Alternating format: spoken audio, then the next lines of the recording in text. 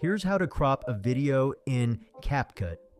If you need to adjust the aspect ratio or trim part of a clip, start by opening the CapCut app. First, tap New Project after closing any ads, then select a video to edit.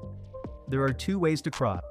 The first method is selecting the video, then scrolling through the menu until you find Transform. This option allows you to resize the clip freely or pick preset ratios like 16:9 or 1:1. You can also rotate the video if needed. Once done, tap the check mark to save.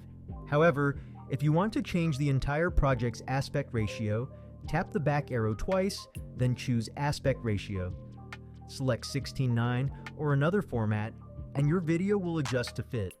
This way, you can crop a single clip or modify the whole project easily. Thanks for watching. If this was helpful, don't forget to subscribe my channel. It really supports me.